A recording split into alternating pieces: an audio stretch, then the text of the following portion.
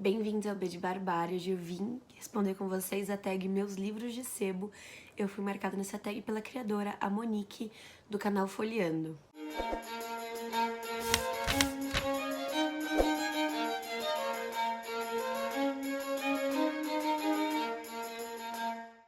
Eu acho que eu citei a Monique em algum vídeo anterior, como do canal Corredora Letrada, porque era o nome antigo do canal dela e vou demorar um pouquinho pra me acostumar, então me perdoem se eu me confundi. Mas vamos às perguntas que a Monique organizou aqui pra gente. Ela colocou, primeiro, qual livro de sebo você pagou o mais barato? E se eu não me engano, o livro de sebo que eu paguei mais barato foi o Rota 66, do Caco Barcelos. Eu não peguei todos eles pra mostrar pra vocês, porque como vocês sabem, meus livros ficam lá em cima. Mas eu lembro que eu paguei muito baratinho, eu até me assustei na época com o preço. Acho que foi numa época que os sebos estavam ficando mais caros. E eu achei esse livro bem ok, assim, mas eu não lembro quanto eu paguei. Eu só lembro desse sentimento. 2. Qual livro de sebo você pagou mais caro? Quando eu comecei a ler Zambra, a Kozak Naif já tinha fechado. E eu tinha o Formas de Voltar para Casa. E eu acabei comprando Bonsai, A Vida Privada das Árvores e Meus Documentos posteriormente. Eu não acho que eu paguei um absurdo de caro. Mas eu comprei o preço cheio dele pela Kozak, né? E eu não sei se eles estão muito bem cuidados, esses livros. Eu não sei se eles foram comprados novos quando a Kozak fechou, ou se eles já tinham sido lidos, mas aquela questão, né? Os livros do Zambra são tão curtinhos que se você pega e lê numa sentada, você realmente não mancha, não suja, né? Porque é uma leitura muito rápida. Mas eu paguei por volta de 30 e poucos reais em cada um, sendo que o Formas de Voltar para Casa eu paguei 15. Ele tava abaixo do preço de capa quando eu comprei. E eu comprei na Amazon já no pós-fechamento da Kozak. Eu não conhecia o Zambra antes. Terceira pergunta. Qual o seu livro de sebo mais antigo e que você tenha ou que você tenha mais tempo?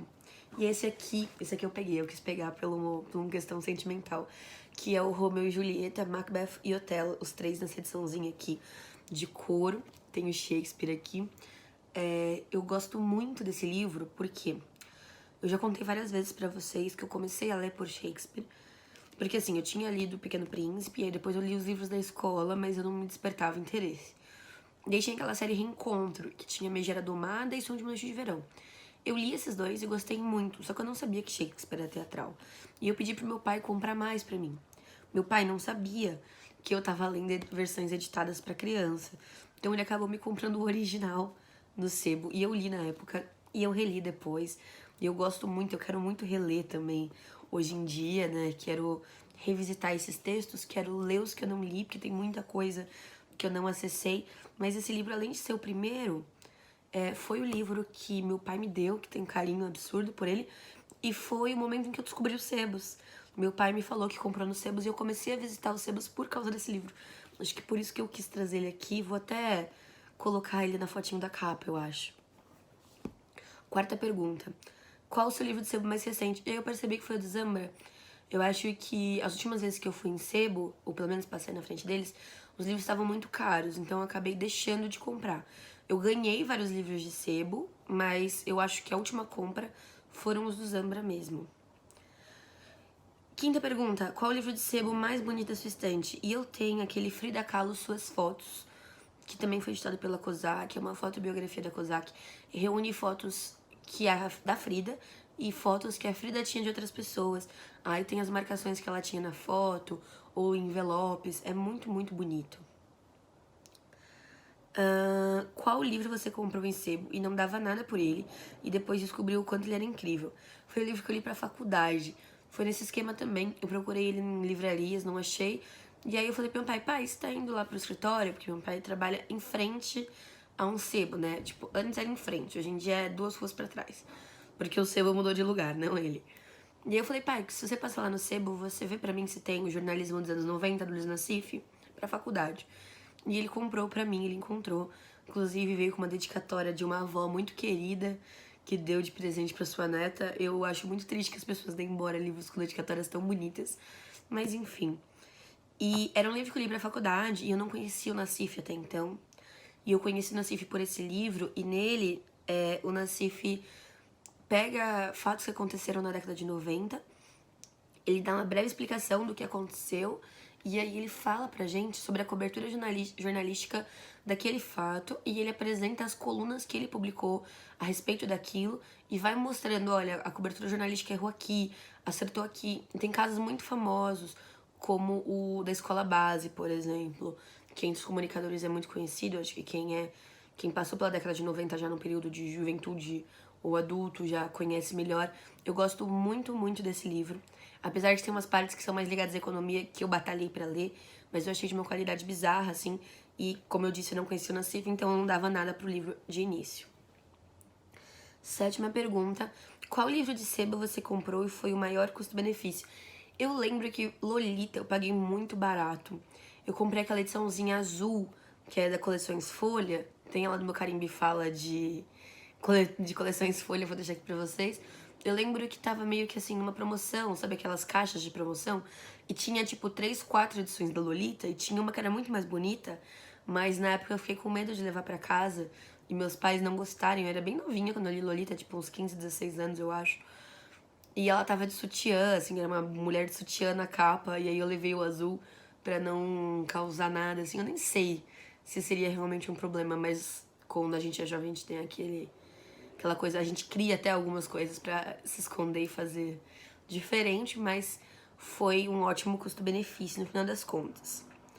Qual o livro que você encontrou em sebo e é o mais raro? Então, não foi um livro antigo, eu não sabia dizer um livro antigo, mas o que acontece é, tem um sebo ali perto do escritório do meu pai também, ele trabalha numa região meio central aqui da minha cidade, e tem vários ao redor, e eu morava lá perto antes, então eu ia muito em sebo. E antes de publicarem o Diário da Frida Kahlo no Brasil, eu encontrei um sebo que vendia uma edição mexicana e era nova, né? Não, era novos usados, era nova nesse caso.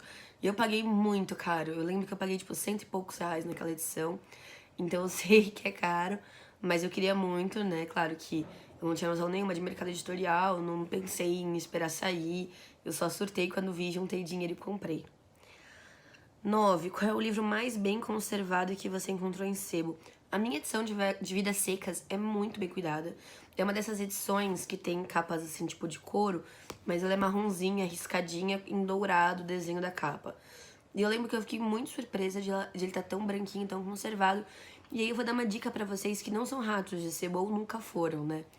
Eu percebi com essa traga aqui que eu preciso voltar a frequentar sebos. Mas quando eu era mais novinha, eu só comprava livro lá. Livros de vestibular. Eles são muito comuns em sebo, porque as pessoas compram para vestibular e dão embora logo depois. Então, se você quer achar livros baratos, dá uma olhadinha na lista de vestibulares da sua cidade e peguem esses livros e procurem nos sebos. Como tem muita entrega desses livros, geralmente os preços caem muito, então você compra bem baratinho, vale a pena. Muitas vezes também é isso, são pessoas que não estão acostumadas a ler.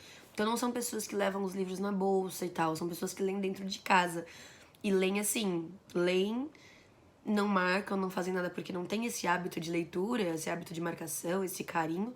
E elas acabam dando embora logo depois. Então, de modo geral, são muito bem conservados também. 10. Qual é o livro menos conservado que você encontrou em sebo? Eu nem tenho mais esse livro, porque eu acabei não gostando. Ele foi indicação de um moço do sebo, porque foi uma época que eu tava lendo bastante. Eu li o 1984, eu li Laranja Mecânica, eu li tudo isso na mesma época, né? Admirava o Mundo Novo. E aí o cara do sebo me indicou esse, que era 1985, que é o Anthony Burgess, reescrevendo em 1984, justificando o porquê. Eu não gostei muito, e aí tem um amigo meu que é o Arthur Marqueto, já falei dele algumas vezes aqui no canal, ele tem um Instagram que é o Estantário, se eu não me engano, e ele escreve pra escotilha, enfim. Ele gosta bastante de ficção científica e ele entende um pouco mais de crítica literária do que eu, então eu passei adiante pra ele numa dessas limpezas aqui da estante. Mas eu lembro que ele tinha uma capa de papel, tava toda dobrada, toda marcada, rasgada. A capa provavelmente, assim, daqui a 2 anos cai. 11. Indique sebos na sua cidade. Então, eu vou muito nos sebos do centro da minha cidade, não conheço muito ao redor. Então, tem o sebo Poesia e Arte, que é esse que vende novos e usados. Eu acho ele meio carinho, mas eu encontro coisas ali que são boas. Eu já encontrei uns livros do Bukowski que eu nunca tinha visto antes, e eu fui muito fã dele, mas estavam caros. Tem o Sebo Pacobello, que eu acho que é o maior que tem na minha cidade. Inclusive, eles sempre vão pra Bienal do Livro. E tem uma estande bem grande lá. Eu aconselho quem for de São Paulo dar uma olhadinha no Sebo Paco Belo, ou mesmo no site deles, que eles entregam.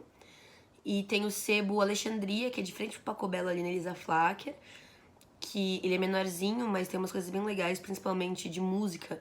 Eu lembro que tinha bastante biografia de músico, de banda, esse tipo de coisa. E eu acho que esses são os principais que eu vou ali. Eu não lembro o nome dos outros. Acabo entrando e vou me esquecendo. Eu preciso, na verdade, conhecer sebos em São Paulo, porque lá eu sei que tem sebos bem grandes e todo mundo fala muito bem, que eu nunca fui. E é aquela coisa, né? Sebos grandes que dá aquela energia da gente passar o dia ali futucando e provocando a nossa rinite. 12. Taguei e outros viciados em sebo. Eu não sei quem taguear, eu sempre fico meio assim. Geralmente eu pergunto nos grupos e eu acabei esquecendo de fazer isso. Então eu vou pedir pra vocês que respondam aqui embaixo essas perguntinhas. Eu vou deixar na box de descrição as perguntas, assim vocês podem olhar também. E se você tem um canal, se você tem um Instagram, responda lá e me marque. Fale que eu taguei vocês, me ajudem nessa. Se vocês gostaram dessa tag, sigam meu canal clicando na bolinha, como eu vou aparecer aqui. Sigam também o canal da Moni, eu vou deixar a bolinha dela aqui pra vocês. Ela faz um conteúdo bem legal, eu amo os vlogs da Moni. E também tem conteúdo no canal que vocês podem acessar aqui. Um beijo e até a próxima.